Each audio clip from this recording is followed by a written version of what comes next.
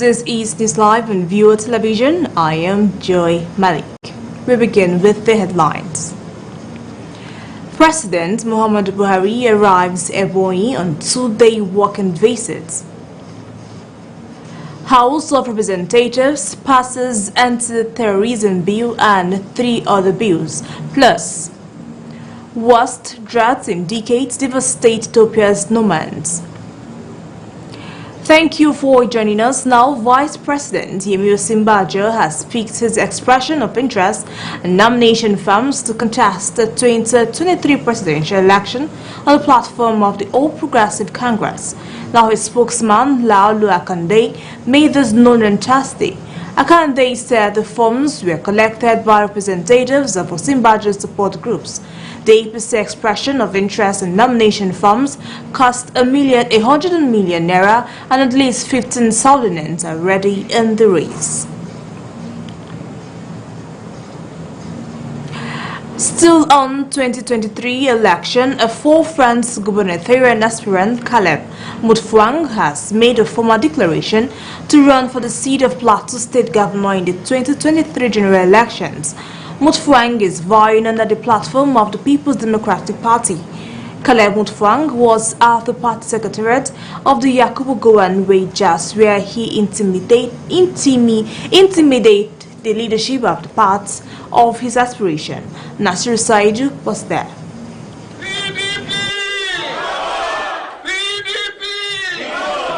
The race to take over the mantle of leadership for the office of the Governor of Plateau State is on. Barrister Caleb Mutfwang, a one-time chairman of Mangu local government area, is among the top aspirants for the PDP. I have come here this afternoon not just to fulfill formalities. I have come here this afternoon as one of the aspirants who have duly filled the nomination forms, but I'd like to also pray that as I leave the premises of this great party today, that I'm not living as an aspirant, I'm living as the candidate. I am here to inform you that if you give me the mandate by the grace of God, I will provide leadership. Leadership that will reclaim all the boundaries of Plateau and make sure that our people live in peace. So that all the economic potentials that are embedded in this state will be unleashed. The state PDP chairman, while assuring of a level playing ground for all aspirants, says Caleb Mutfwang has proven himself worthy as a committed member of the PDP. During the trying moments of this party, during the difficult moments of this party, Caleb Mutfwang stood first. His professional competence came to bear as a lawyer. His experience as a chairman of the council came to bear because he was always mobilizing his colleagues. For those who didn't want us happy for us because of Caleb Mutfwang. Caleb Mutfwang is among very few who are aspiring to be governor of the state that have shown to this party that they love the party. The man that God has ordained to bring back the glory, the lost glory of Plateau State. That man has emerged, the symbol of peace and the symbol of unity. With the PDP primary election around the corner, Mutfwang supporters hope that their aspirant will emerge as the PDP candidate for the Plateau State governorship election. Nasru Saidu, Viewer TV News, Jos.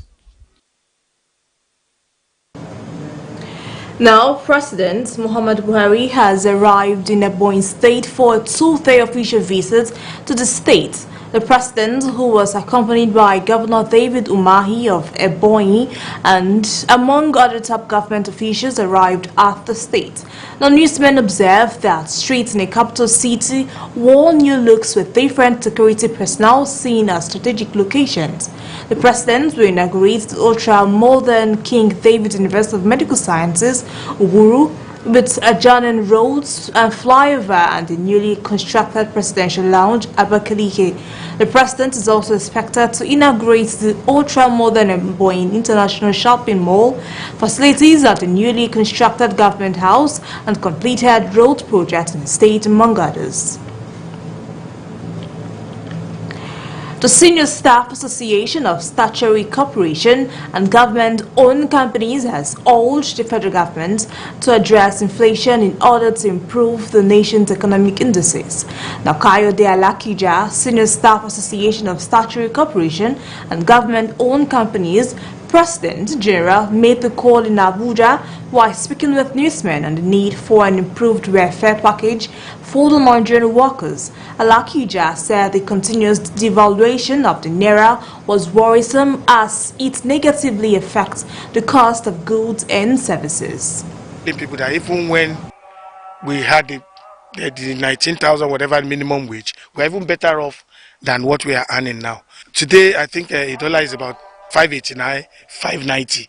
If you look at that vis-a-vis the minimum wage, you discover that an average Nigerian is not even earning $60, more than $60 in a month.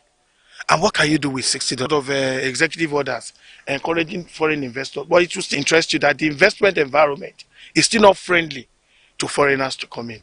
And not until when we begin to have improvement in foreign direct investment, then our economy cannot grow.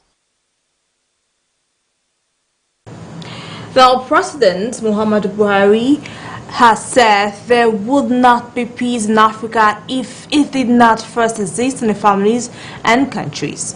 Buhari, who was represented by Vice President Yemi Osinbajo, said this at the reunion of Episcopal Conference of West Africa, 4th General Assembly, Nigeria, 2022.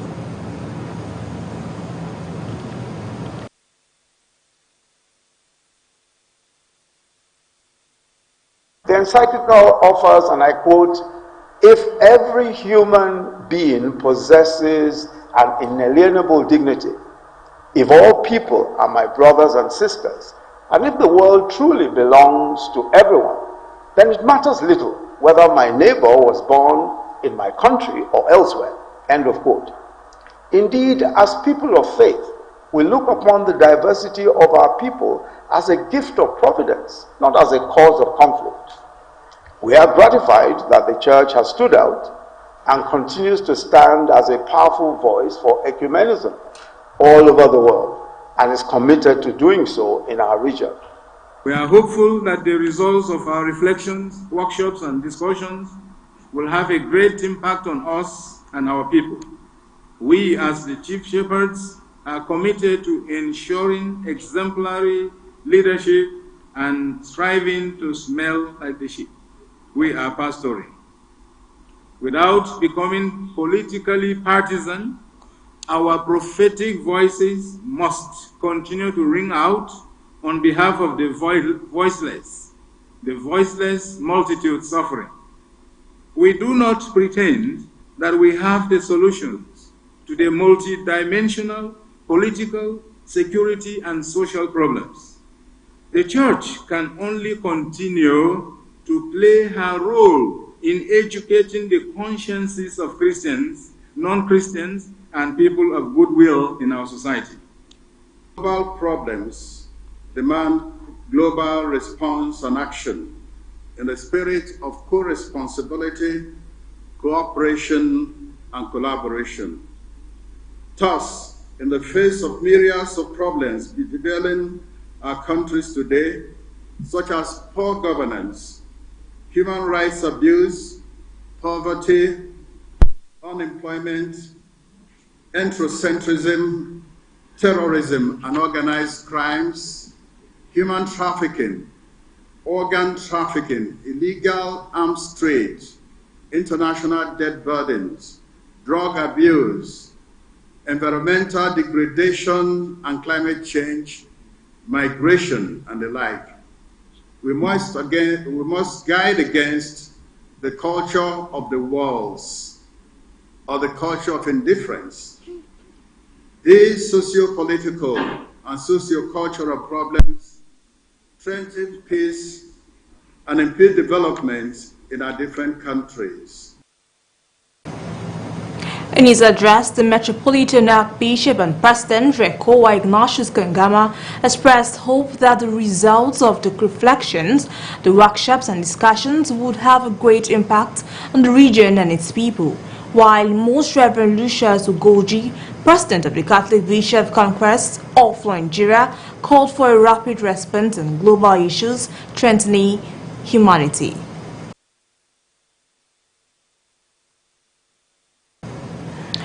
Now, Governor David Umahi of Ebonyi on Thursday appealed to the federal government to take over the state government-owned King David University of Medical Sciences Teaching Hospital, Buru.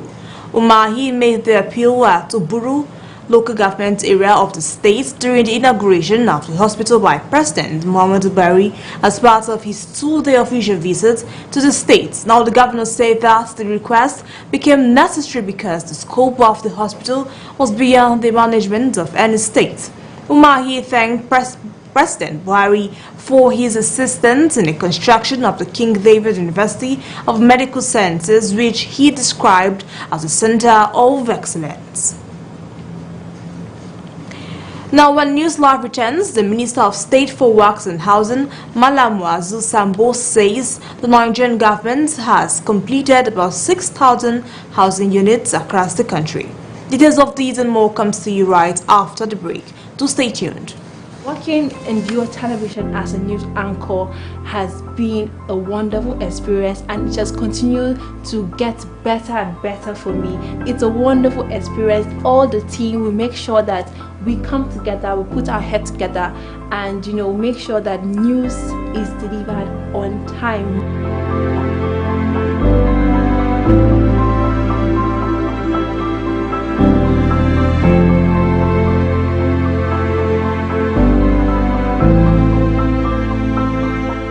My favorite news time is the primetime news that comes 8 p.m. where we have news reports from all over the world put together for your own consumption. It's really taxing, but it's very enjoyable. And I must say, you should keep watching viewer television right here on Startimes platform, channel 191.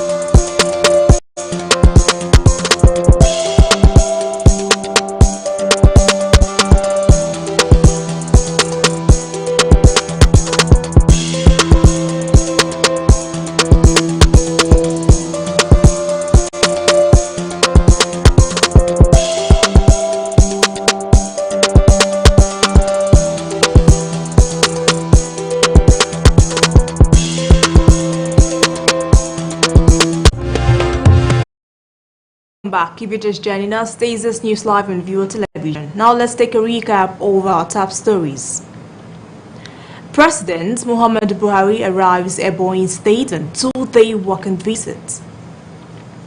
House of Representatives says shared about 6,000 housing units across the country. Now, according to him, the houses are funded by the Federal Housing Authority and the Federal Ministry sold on the Federal Ministry of Works and Housing portal. Sambo told newsmen that 700 units out of the 6,000 units to provide social houses. Now, some Redeemed Christian Church of God pastors have called for unity among its leaders and members to edify the church, glorify God, and build the nation. The clerics made the call at a youth program organized by the church titled Togetherness in Abuja. The regional youth pastor of Region 10, Odun, who there is a blessed result.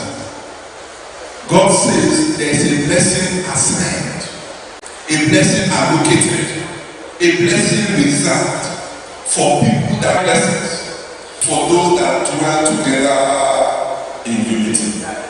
Hallelujah. I'm trusting God that by the end of today, our destiny will.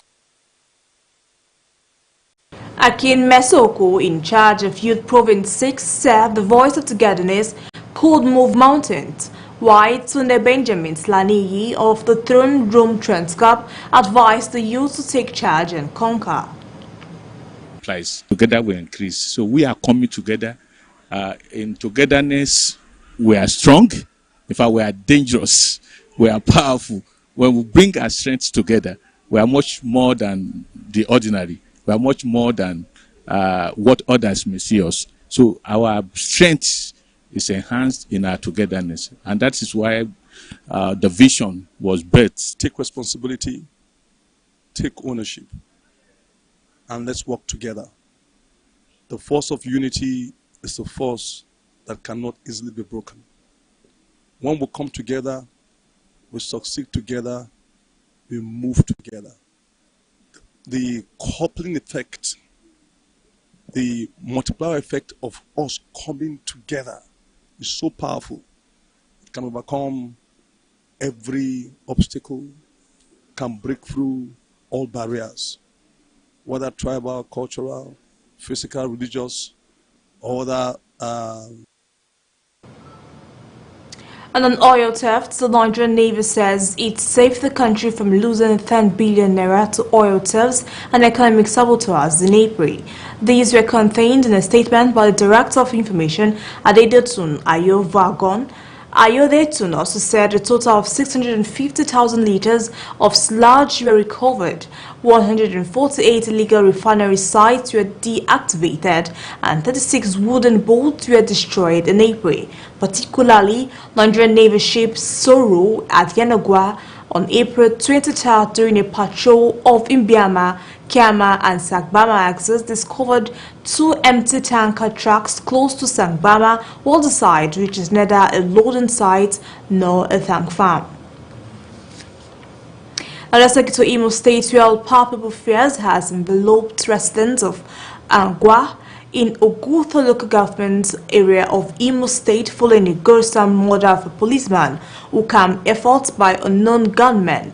Now, an assistant superintendent of police was attacked at the checkpoints at Opo Efi Junction, Agua Road, alongside 2 other colleagues.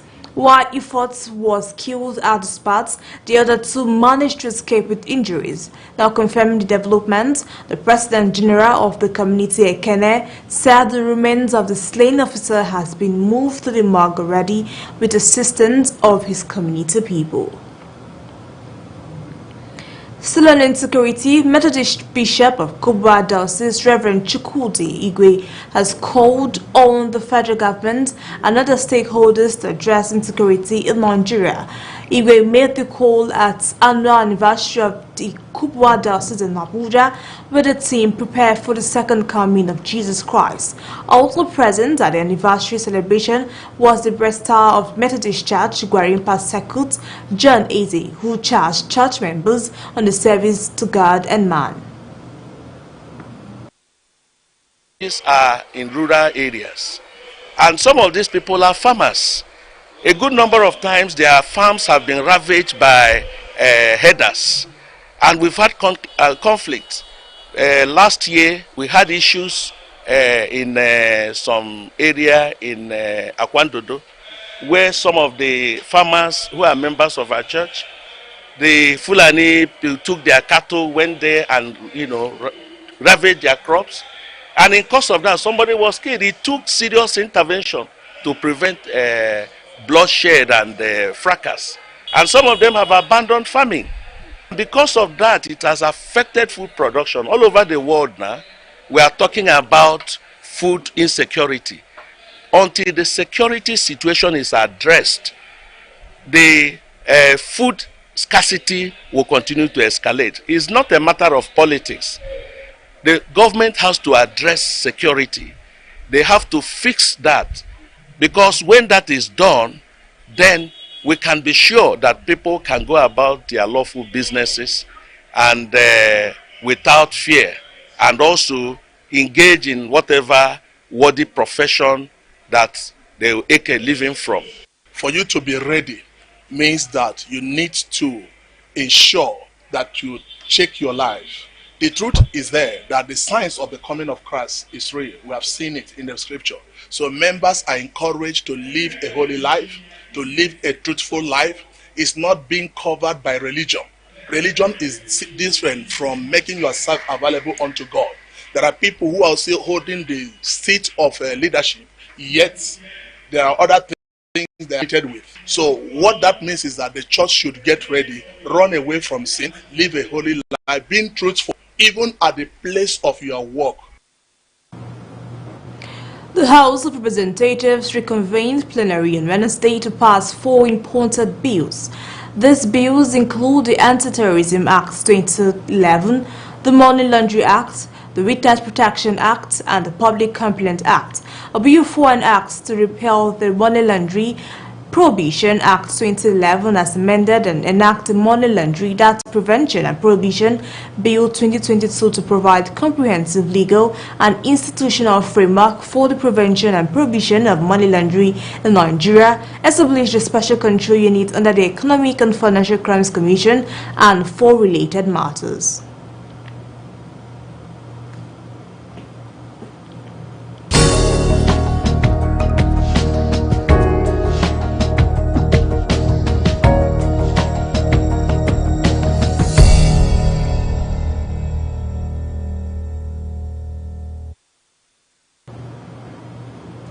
And on business news, the National Action Committee on African Continental Free Trade Area has said that it is partnering in the Ministry of Industry, Trade and Investment to develop a program that will allow agricultural produce to move seamlessly from point A to B.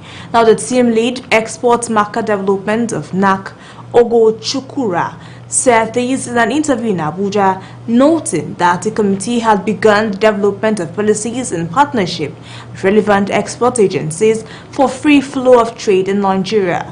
He said that infrastructure development was imperative to the operating environment of businesses and a key driver for cost. He stressed that the policies would bring together ministries, departments and agencies that had roles to play in supporting the growth of trade in the country.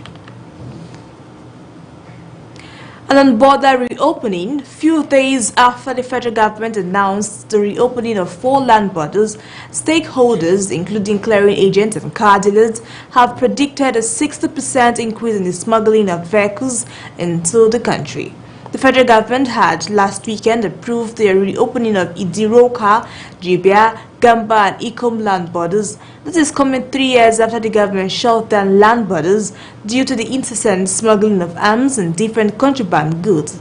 In December 2020, the Federal Executive Council reopened the country's 4 major land borders, which were Seme, Ilela, Mangantari and Mufo. The newly reopened borders bring the number to 8. And on land valuation, the Nigerian Institute of Estate Surveyors and Valuers has said over 80% of lands in Nigeria do not have certificates of occupancy and cannot be used for any form of financial transaction. They added that incessant cases of collapsed buildings in the country was a result of the non-engagement of core professionals in the built industry.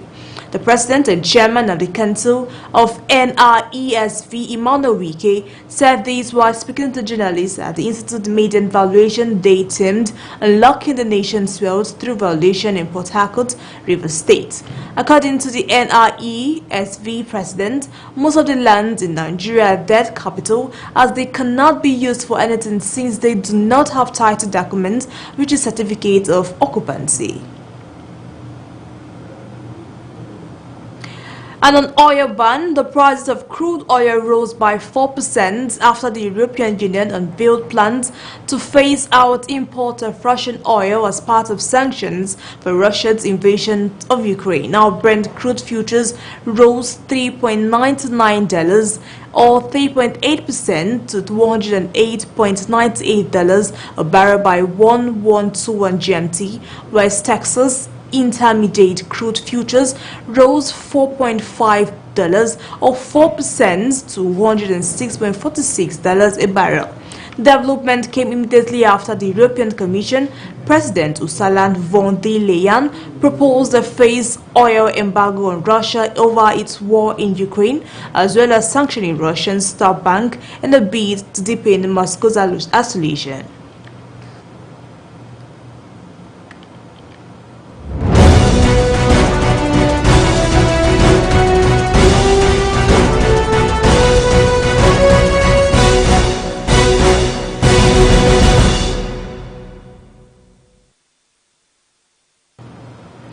And the news around the World Health Organization's long-awaited estimate of the total number of deaths caused by the pandemic, including lives lost to its knock-on effects, finally puts a number of the broader impacts of the crisis. Now, the figures give a more realistic picture of the worst pandemic in a century, which has, according to Thursday's estimate, killed around 1 in 500 people worldwide and continues to claim thousands of lives each week. Now, Samira Asma, the WHO's data chief, told a press conference that the figures are extremely sensitive due to how they reflect on the handling of the crisis by authorities around the world, with some countries, notably India, already contesting the far higher numbers.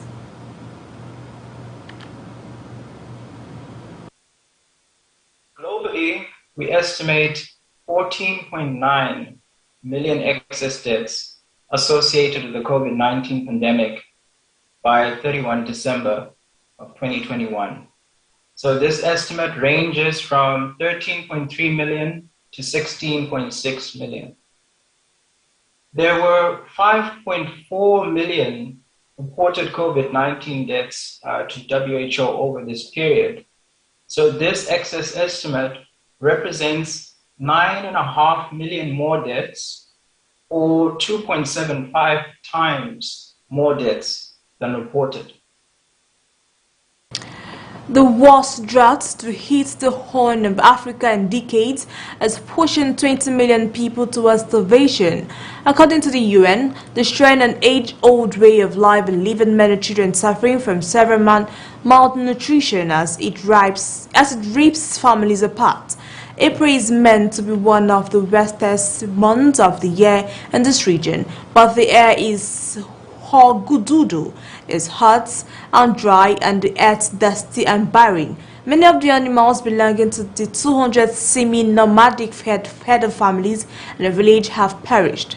The tragic story is playing out across whole areas of southern Ethiopia and the neighboring Kenya and Somalia.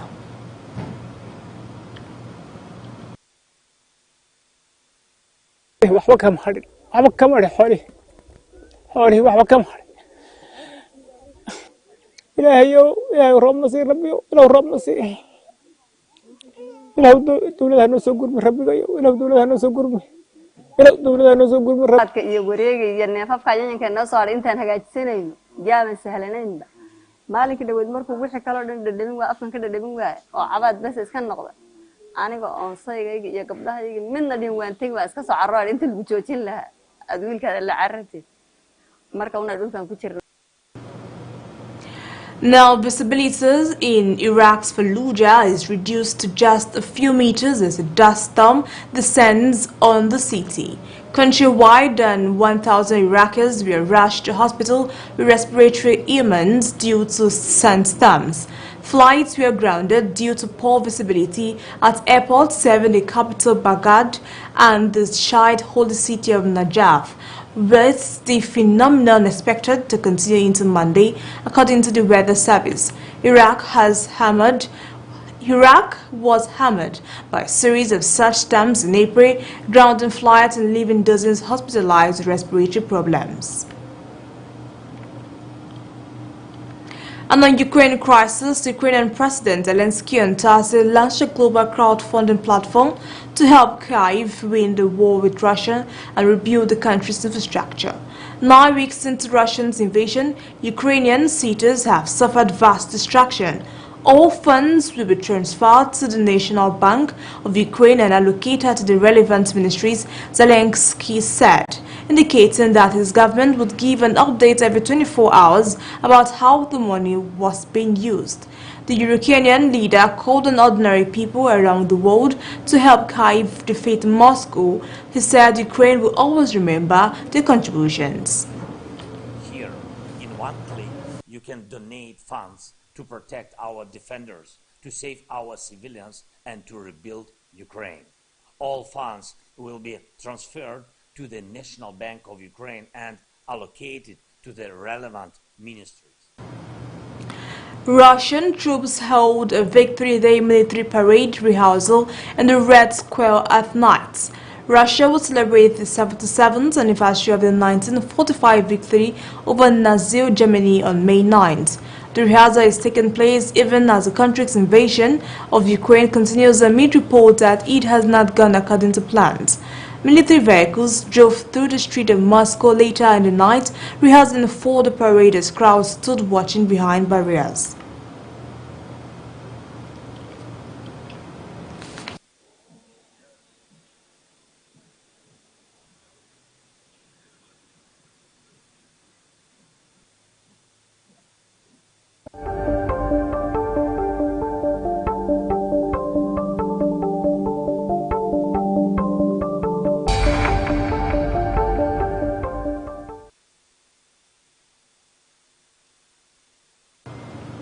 And that's all on Newslive. But before we go, a recap of the headlines. President Muhammadu Buhari arrives at Ebonyi State on 2-day working visa.